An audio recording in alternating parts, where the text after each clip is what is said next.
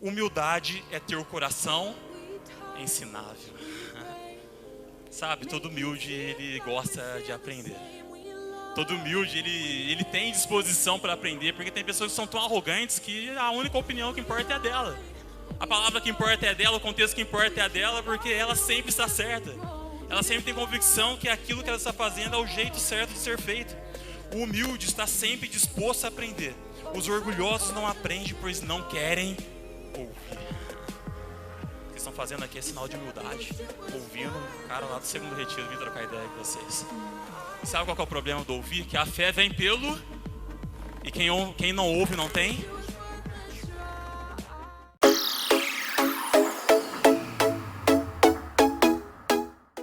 Boa noite, família de Deus. Graça e a paz seja com todos, amém? Todo mundo feliz, todo mundo alegre de estar na casa do Senhor nessa noite. Gratidão a Deus muito grande poder estar aqui nesse lugar mais uma vez, ministrando a palavra de Deus. Para mim é sempre uma honra conversar com a escolhida, com a noiva, com aquela que vai fazer parte da eternidade junto com Cristo.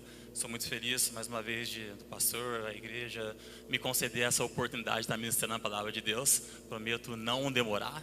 E eu entendo que vocês já foram abençoados até aqui e sairão mais abençoados do que quando vocês chegaram, amém?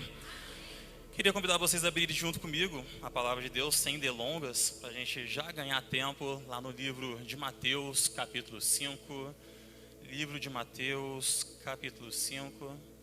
Alguns perguntam para mim, e aí, cadê a esposa? Eu falo, gente, a esposa minha trabalha no Macdet. Alguém tem que trabalhar no período da noite, né? E ela fica lá até 1h da manhã. Eu chego em casa, não tem janta. E ela deixa lá para mim, ela aperta 40 segundos, está pronto. Mulher de Deus, graças a Deus. Tem que falar que é mulher de Deus, que os sogros estão aqui, né? Senão, senão dá ruim. Mas sou grato a Deus pela vida da minha esposa. Está trabalhando e eu tenho certeza que está sendo abençoado por meio desse culto também. Meus irmãos, enquanto vocês abrem Mateus capítulo 5, eu acredito que existem dois tipos de pessoas. Pessoas inteligentes e pessoas sábias. Conheço muitas pessoas que são inteligentes, mas não são sábias. Quando a partida, conheço pessoas que são sábias, mas também nem sempre são inteligentes.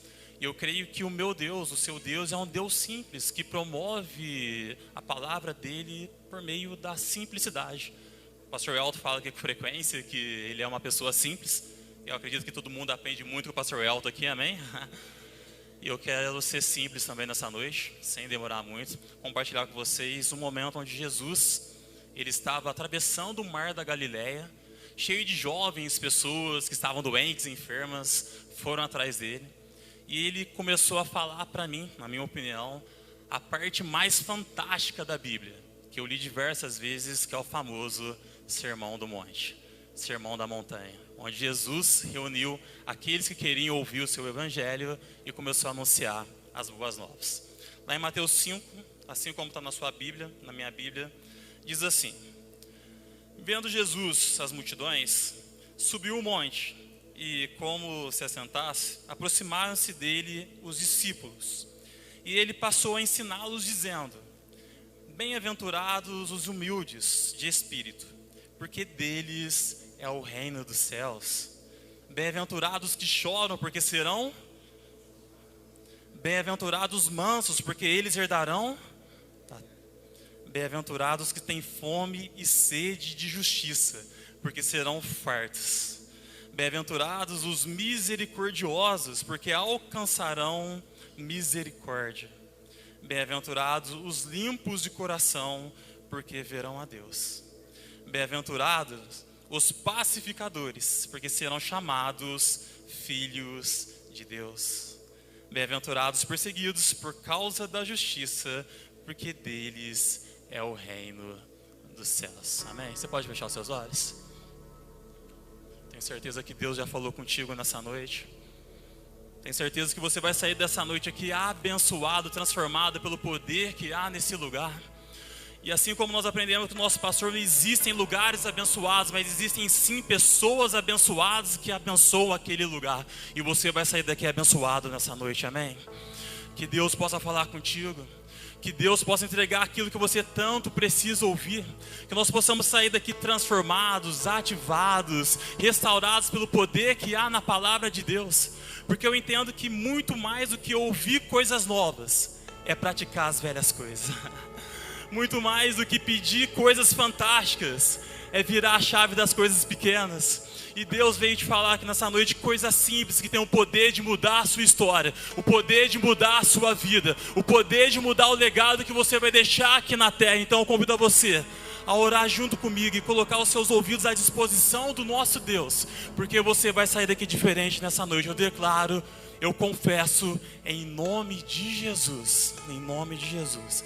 E se você concorda comigo, você pode dar uma salva de palmas bem alta para o nosso Deus?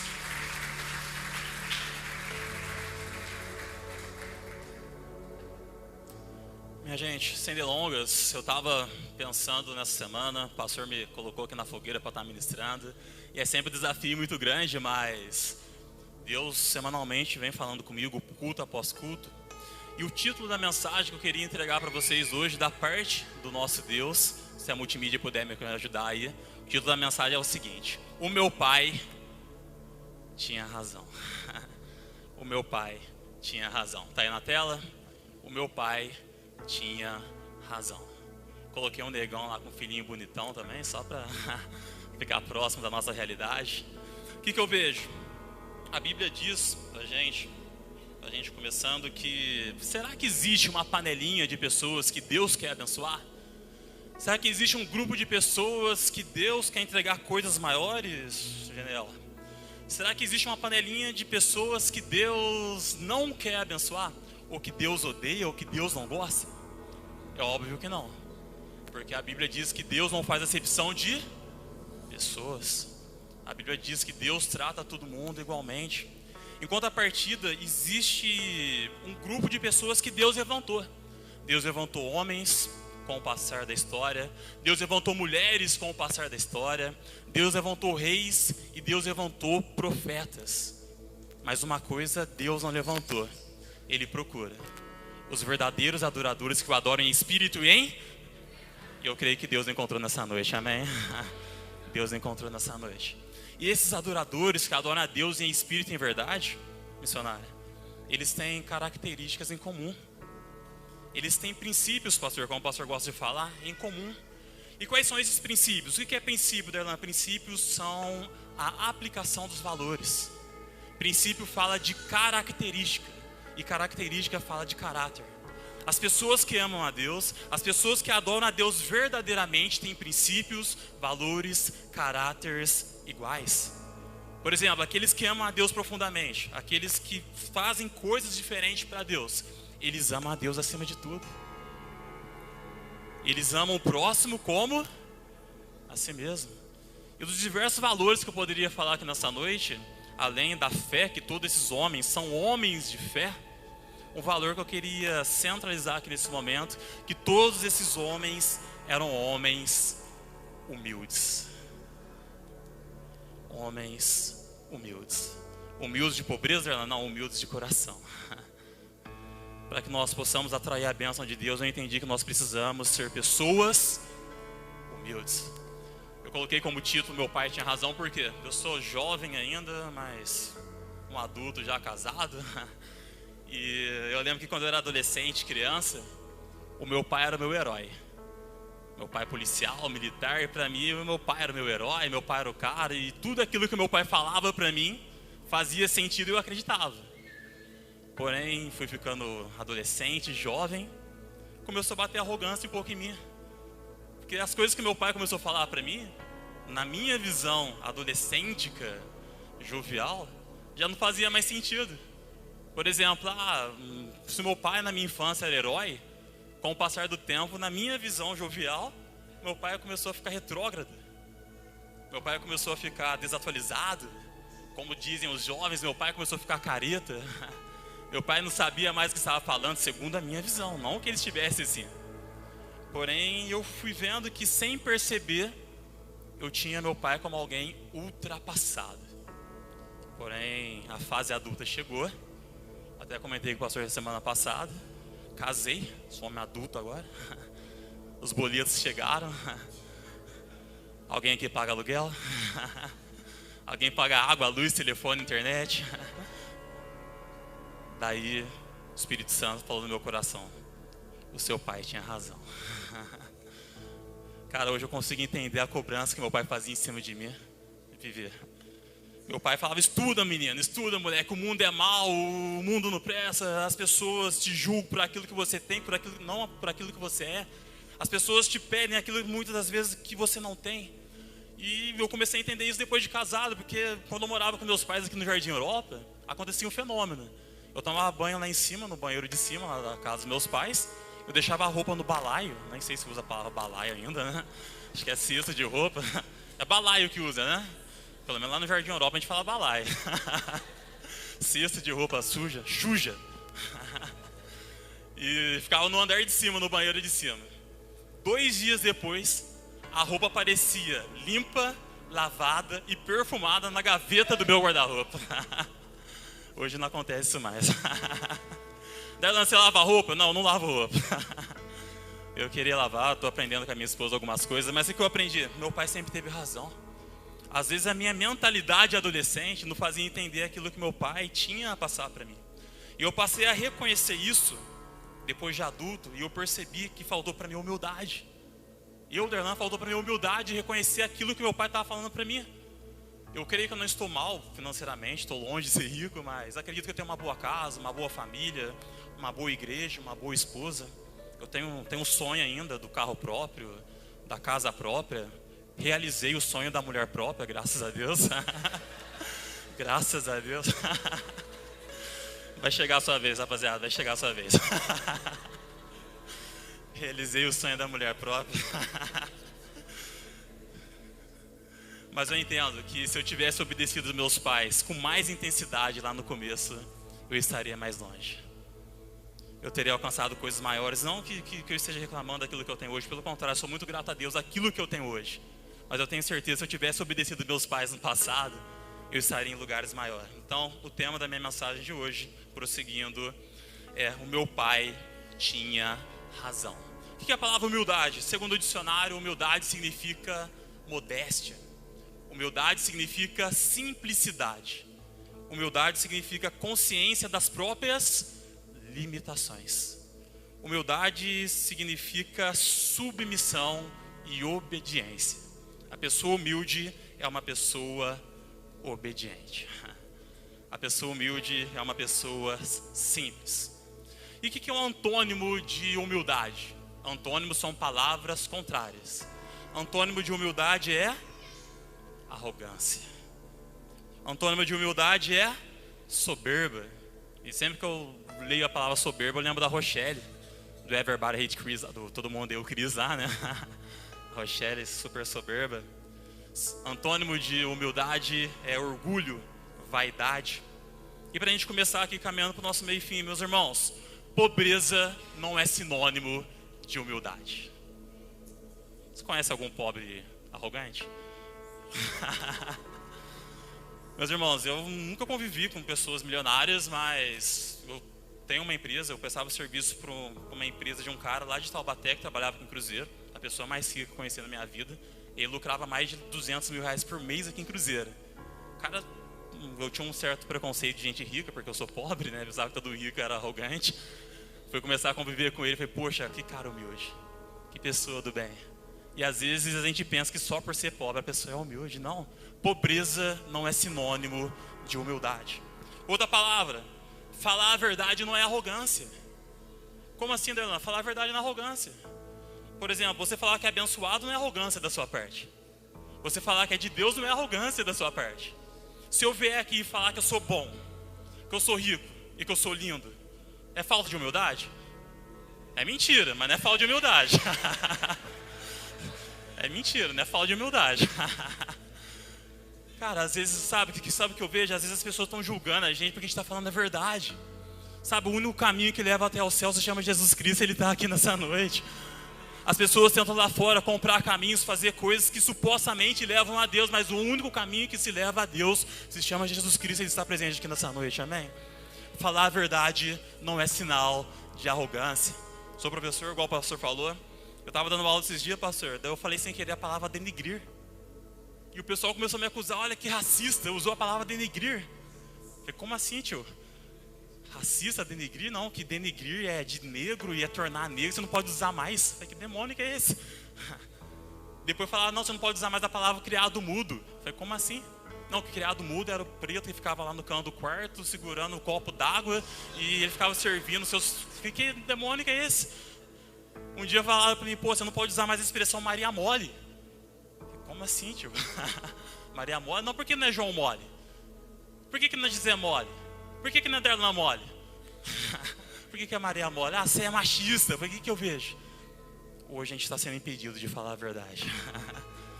Hoje a gente está impedido, nós estamos sendo impedidos de falar aquilo que a palavra realmente é. Eu tenho muito medo de uma palavra que se chama ressignificar. As pessoas estão ressignificando as casas. As pessoas estão ressignificando as famílias. As pessoas estão ressignificando aquilo que é homem e aquilo que é mulher. E eu posso falar uma coisa para você, olha, as pessoas lá fora podem mudar. O cenário lá fora pode mudar, mas o Deus que nós servimos, Ele jamais mudará, amém? O nosso Deus não muda, o nosso Deus não é ressignificado. Prosseguindo, o que eu vejo? O que eu vi? Aprendi com o pastor lá no passado, faz tempo que ele não usa essa frase, que humildade é ter o coração ensinável. Sabe, todo humilde, ele gosta de aprender. Todo humilde, ele tem disposição para aprender, porque tem pessoas que são tão arrogantes que a única opinião que importa é a dela. A palavra que importa é a dela, o contexto que importa é a dela, porque ela sempre está certa. Ela sempre tem convicção que aquilo que ela está fazendo é o jeito certo de ser feito. O humilde está sempre disposto a aprender. Os orgulhosos não aprendem, pois não querem ouvir. O que estão fazendo aqui é sinal de humildade. Ouvindo um cara lá do segundo retiro vir trocar ideia com vocês. E sabe qual que é o problema do ouvir? Que a fé vem pelo... E quem não ouve não tem... Mundo arrogante. Caminhando. Pra gente não ficar muito preso. Olha o que eu aprendi. Provérbios 11, verso 2. Eu preciso colocar não. Quando vem o orgulho, chega a desgraça. Mas a sabedoria está com os humildes. Quando vem o orgulho, chega a desgraça. Mas a sabedoria está com os humildes. Olha esse verso que legal. O orgulho destrói, mas a humildade constrói. O orgulho destrói, mas a humildade constrói. Provérbios 22, 4. A recompensa da humildade e do temor ao Senhor. Escuta isso, hein? A recompensa da humildade e do temor ao Senhor são a riqueza, a honra e a vida. Quer ter vida? Quer ter riqueza? Quer ter honra? Seja uma pessoa temente ao Senhor e humilde. A humildade é a raiz que alimenta todas as outras virtudes. A arrogância, o orgulho é a raiz que alimenta todos os outros pecados. Meus irmãos, saindo da introdução, o que eu vejo? Parece que a geração atual, o pessoal chama de geração Nutella. Não sei por que Nutella, porque eu acho Nutella gostoso pra caramba, mas não sei de onde veio essa palavra Nutella. Eu vejo que muitas crianças, jovens às vezes, sem perceber são orgulhosos. Sem perceber são arrogantes, sem perceber são donos da verdade. Fala para uma mulher lá de fora, para uma feminista de fora, que a mulher deve ser submissa ao homem. Nossa, Deus do céu.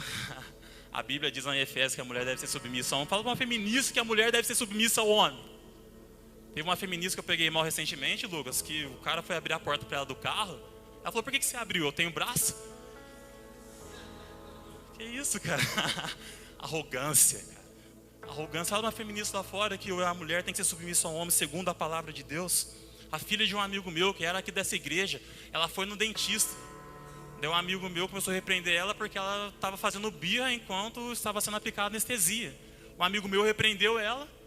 Daí a dentista falou para um amigo, você não pode repreender a sua filha. Sua filha tem que querer ir no dentista. Eu falei, como assim? Criança vai querer ir no dentista? Desde criança, ensinando a pessoa a ser orgulhosa, arrogante. Sabe o que eu vejo? Sou professor, mais uma vez. O pessoal me acha muito calmo, muito tranquilo, acredito que eu seja. Mas você acredita que eu já botei mais de 5 alunos para fora da sala de aula? Botei, cara. Mais de 5 alunos para fora da sala de aula, cara. E eu sou calmo. aluno cresceu, ou quis ser arrogante, uma coisa ou outra, e a gente na humildade, infelizmente, teve que botar. Sabe o que eu vejo? A gente chamou a mãe do aluno para ir lá na escola, seu filho fez isso, isso e aquilo. Sabe o que a mãe fez? Tretou com o professor, cara.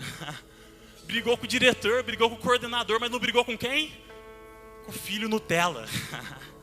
Com o filho Nutella. Parece que as coisas estão sendo ressignificadas. Casamento, será que casamento sobrevive com orgulho? Tem alguém casado aqui nessa noite? Ó, bastante gente, hein? Agora eu posso falar que eu sou casado, né? Mas eu vejo que casamento algum sobrevive com orgulho. Ninguém, ou poucos, em muitos casamentos que eu vejo, às vezes tem a humildade para ceder. Ou palavra difícil, né? Ceder. Deixar, abrir mão. Meus irmãos, eu conheço dentro da minha casa, dentro da minha família. Eles estavam reformando um banheiro. Só que o marido queria o banheiro com piso de um jeito, a esposa queria o banheiro com piso de outro jeito. Diante de Deus, o banheiro ficou mais de um ano inativo, porque eles não chegavam no consenso de qual piso utilizar no banheiro. Ninguém queria ceder, tudo arrogante. Minha família, estou falando da sua família não. Minha família, tudo arrogante.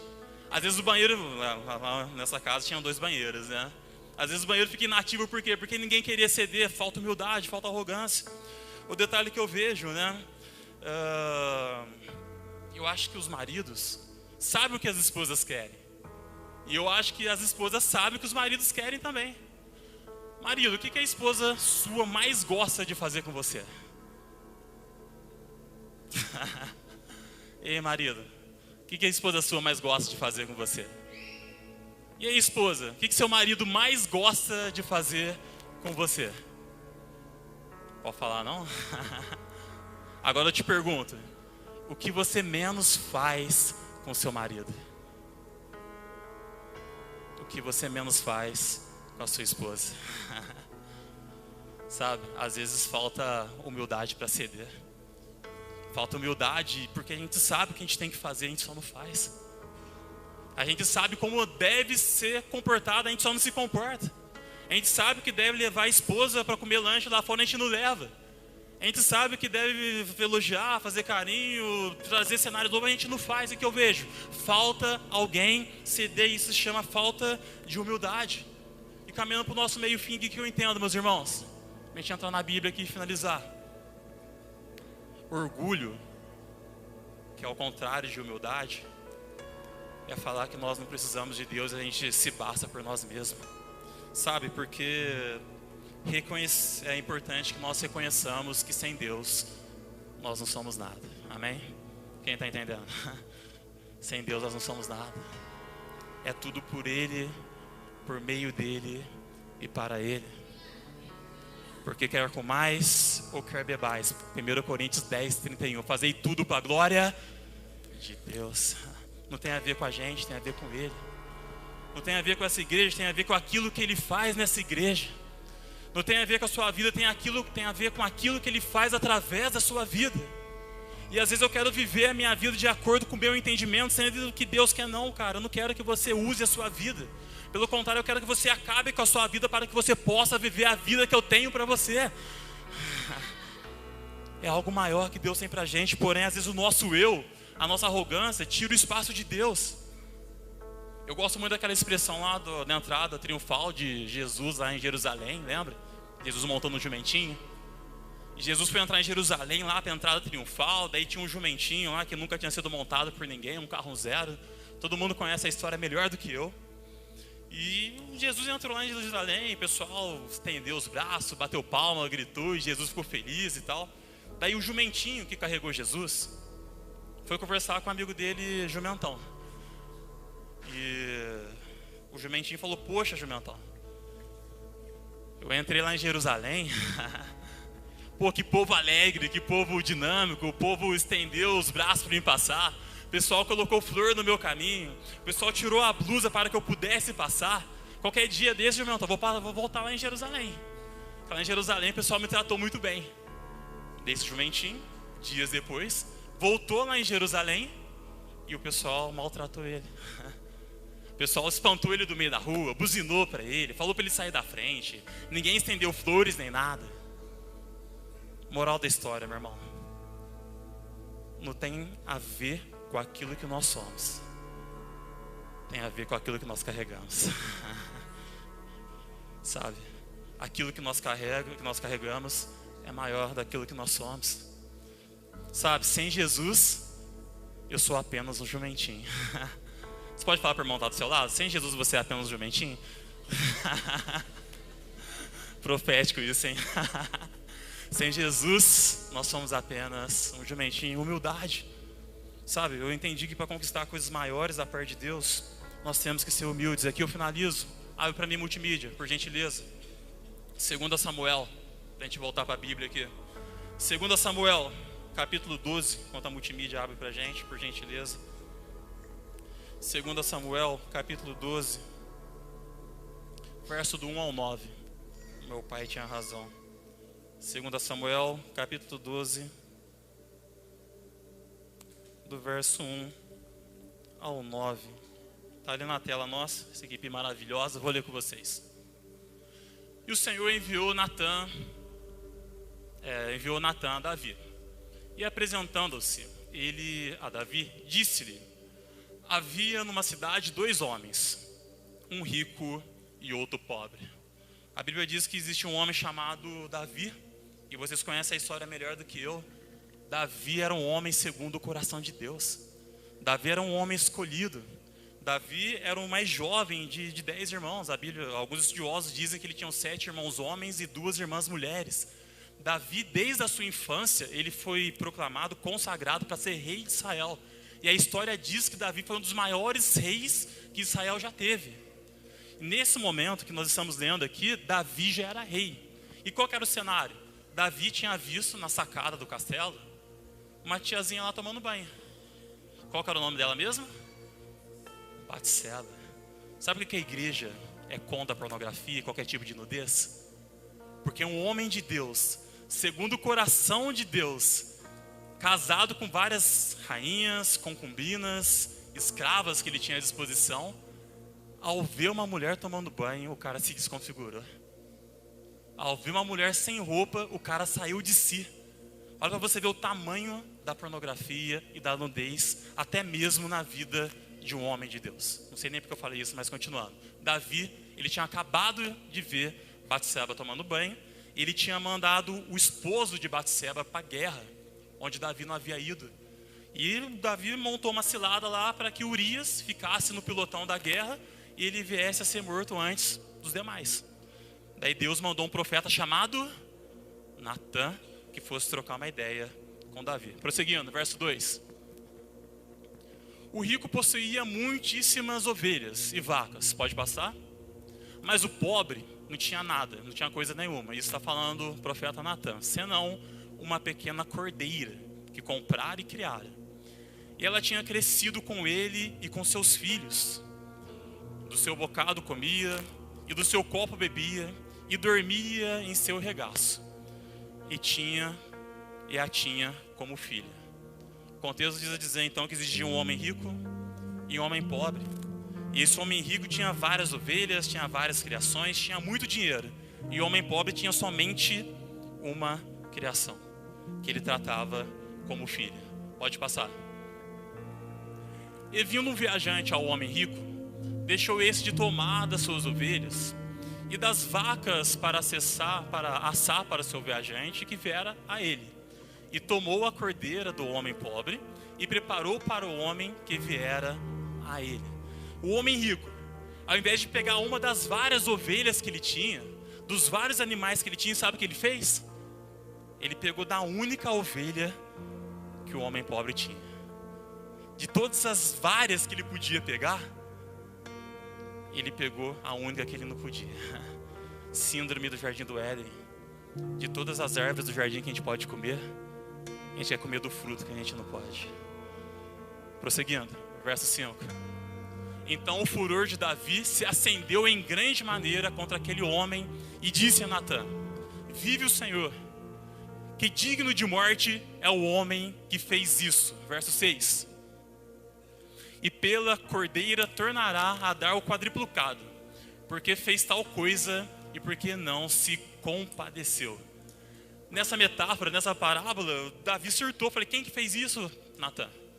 O cara que fez isso, ele tem que dar 4 vezes mais para daquele que ele tirou aquela única ovelha. O cara que fez isso, ele tem que sofrer, ele tem que morrer, porque ele não é digno de estar vivo. E olha o que o profeta Natan falou para ele, verso 7. Então disse Natan a Davi: tu é este homem. Assim diz o Senhor Deus de Israel: eu te ungi rei sobre Israel, eu te livrei das mãos de Saul. Pode passar. Eu te dei a casa do teu Senhor, eu te dei as mulheres de teu Senhor em teu seio. Eu também te dei a casa de Israel e de Judá. E se isso fosse pouco, mais acrescentaria tais e tais coisas. Verso 9. Porque, pois, desprezastes a palavra do Senhor, fazendo mal diante dos seus olhos, a Urias, o Eteu, feriste a espada a sua mulher, tomaste por sua mulher, e a ele mataste com a espada dos filhos de Amon.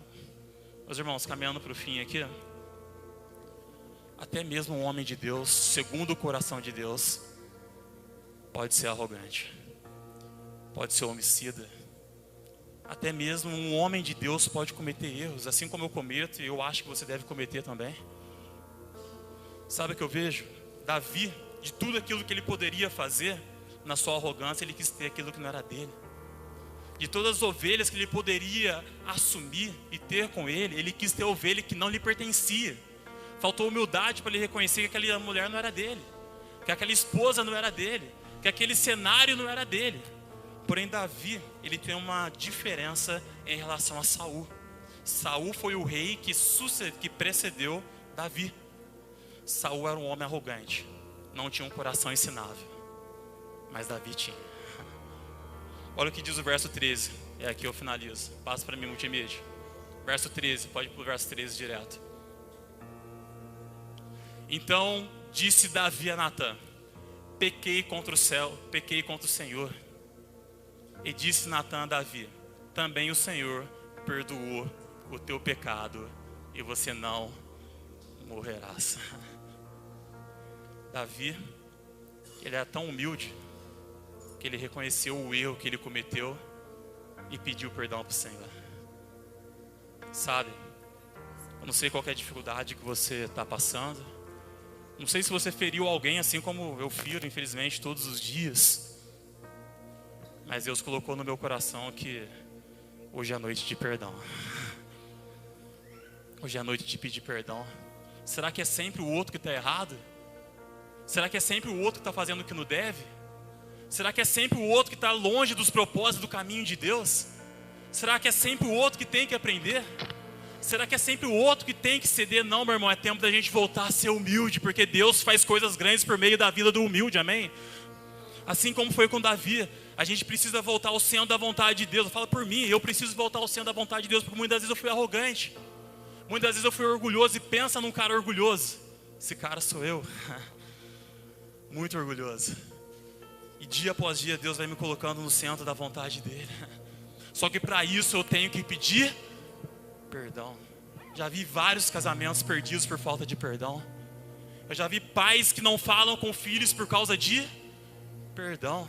Eu já vi amigos que nem sabem mais porque falam com a amiga por falta de perdão. E nessa noite Deus está restaurando a humildade, amém? Deus quer trazer a humildade de volta. Sabe o que eu vejo? Às vezes eu vou lá fora, no mundo lá fora, e eu tenho a sensação que muitas pessoas são arrogantes. E as pessoas olham para mim no sentido assim: você sabe quem eu sou?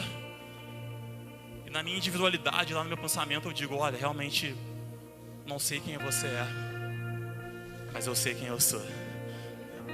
E aquilo que eu carrego, meu irmão, dinheiro algum tem o poder de comprar. É entender que nós somos nada, que nós somos apenas jumentinho. Deus está me falando: ela julga menos e ajuda mais.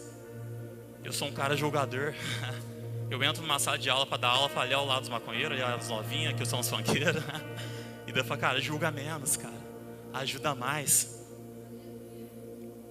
Que nós tenhamos humildade para pedir perdão. Um dos maiores sinônimos de um homem de Deus é o cara ter coragem para pedir perdão. É a mulher ter coragem para ceder. É ambos terem coragem para prosseguir, mesmo que o erro venha, mesmo que a dificuldade venha, que nós tenhamos coragem para prosseguir. E aqui eu finalizo. O título da lição é: O meu pai tinha razão. E aqui eu finalizo. Quando eu falei meu pai tinha razão, não está falando do meu pai chamado Edson Luiz de Abreu Alves, o nome do meu pai terreno, vivo até hoje, graças a Deus. Eu estava falando do meu pai lá do céu, que sempre tem razão. Deus sempre tem razão na sua vida, sabe? Não sei qual que é a luta que você está passando, mas Deus disse: no mundo vocês têm aflição, pode ter bom ânimo, porque Jesus venceu o mundo. Se Jesus venceu, você vai vencer também, amém? A Bíblia diz: olha, 1000 caíram ao seu lado, 10.000 caíram, não cairão, já caíram à sua direita, mas você não foi atingido. Meu Deus tinha razão. Olha, a Bíblia diz: olha, eu já fui jovem, agora eu sou adulto, mas eu nunca vi o justo mendigar o pão, nem a sua descendência perecer. O meu pai, que é o seu pai, tinha razão. Você não está mendigando nada para ninguém. Deus é contigo, Deus é com a gente. Não precisa mendigar, não precisa ficar com medo com a sua geração, porque Deus está contigo, meu irmão. Finalizando, não sei qual é a dificuldade que você passa, eu não sei qual é o desafio que você tem viciado. Tenha humildade, deixa o orgulho quebrar. O choro pode durar uma noite inteirinha. O choro pode durar uma semana inteirinha, mas a vitória vem 6 horas da manhã, amém? Você pode ficar de pé. Vamos louvar o Senhor.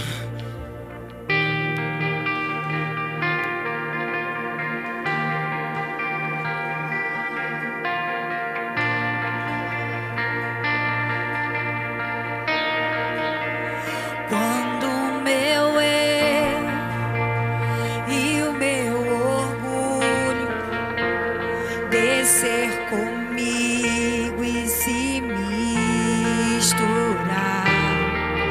com as águas dos rios, então subirei como Naamã curado. Eu abro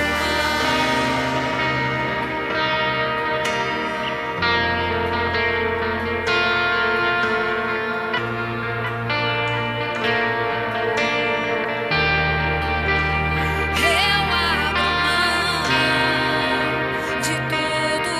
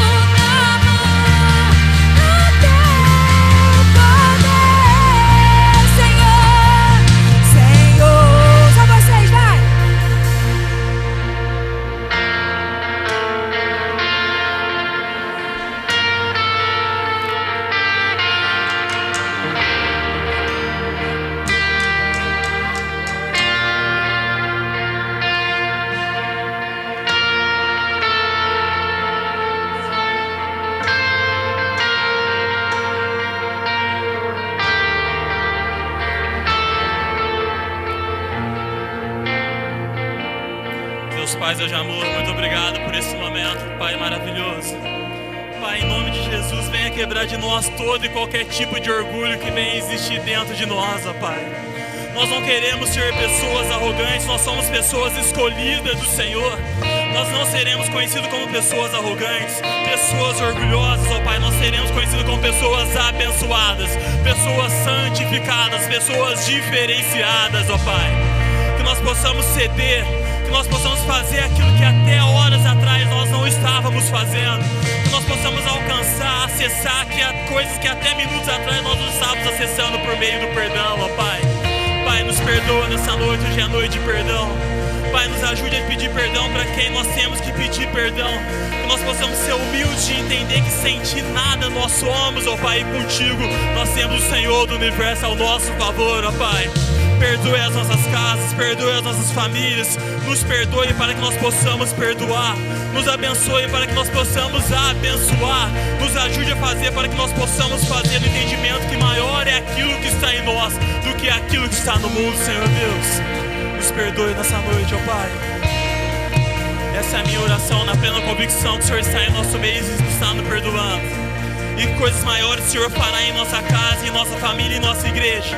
E nós ouviremos os relatos, nós ouviremos os testemunhos, nós ouviremos que houve renúncia, houve sedação, houve perdão, houve restauração da Tua parte nas casas, nas famílias, nas pessoas que aqui fazem parte desse culto, Pai.